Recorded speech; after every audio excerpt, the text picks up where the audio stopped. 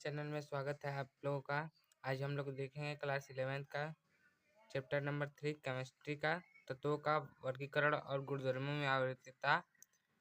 Exam के महत्वपूर्ण question part 1 हम लोग कर चुके हैं पिछली वीडियो में। अब हम लोग देखेंगे पार्ट 2, एग्जाम के महत्वपूर्ण क्वेश्चन पार्ट 2। विकर्ण संबंध के लिए कौन सा युग्म सही नहीं है? ये तो हम लोग कल देखे थे, वो Cl होगा।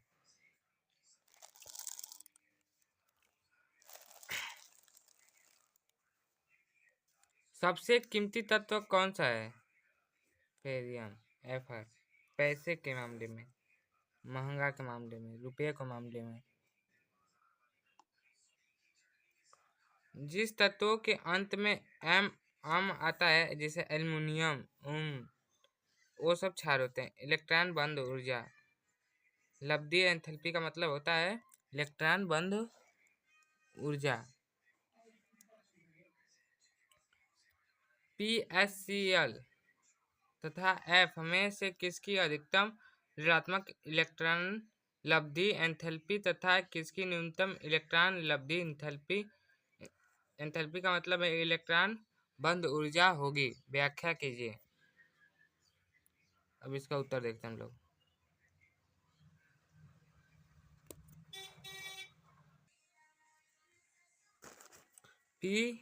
P सबसे कम होता है, S इससे कम, इससे ढेर होता है, Cl सबसे अधिक होता है, F सबसे अधिक होता है, H छोटा है, इससे यह छोटा है, सबसे छोटा है यहाँ, F सबसे छोटा है।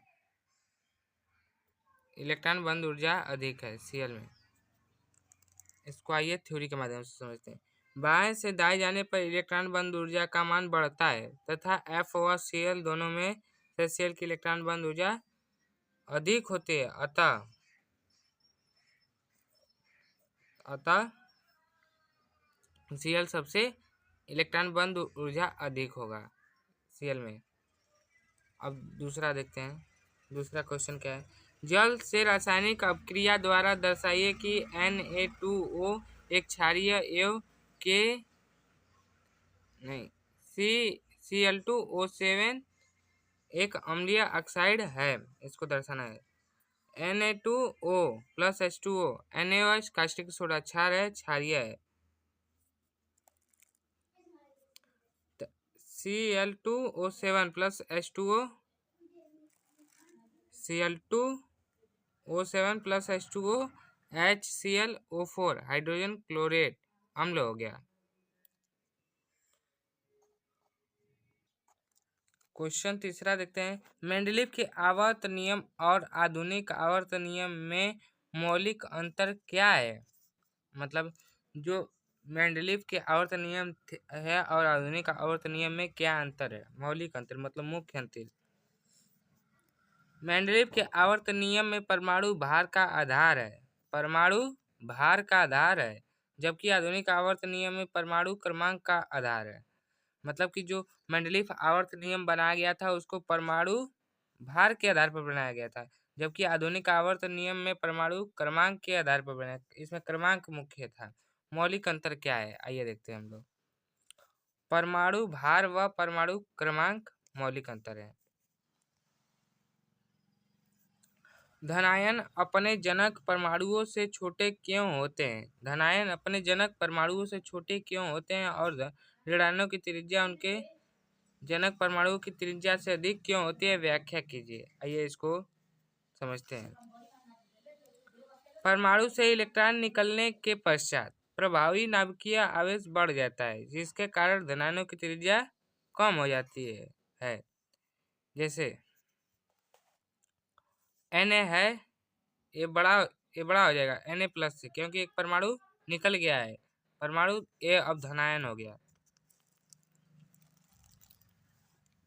जैसे यहाँ पे परमाणु में इलेक्ट्रॉन आने के पश्चात नाभिकीय आवेश कम हो जाता है, जिसके कारण ऋणायनों की त्रिज्या बढ़ जाती है। अब ऋणायन वाला एक को देख लेते हैं। Cl ये भी बड़ा हो जाएगा, Cl माइनस से, ऋणात्मक से। मुख्य जो होता है वो बड़ा होता है, जो Cl होता है वो छोटा हो जाता है। यहाँ पे एक इलेक्ट्रॉन यह दे दिया था और एक इलेक्ट्रॉन ले लिया है। Na+Mg2+। एक और एग्जाम्पल था। 5वां, द्वितीय आवर्त के तत्वों में वास्तविक आयनन एंथैल्पी का क्रम इस प्रकार है। Lithium, barium, boron, oxygen, nitrogen, fluorine, neon. व्याख्या कीजिए इन सब का। बी डेल्टा IH बी से अधिक क्यों है? इसका उत्तर बताना है। पहला, 1s2 2s2 2p1 इसमें अस्थायी है, ये बी का है।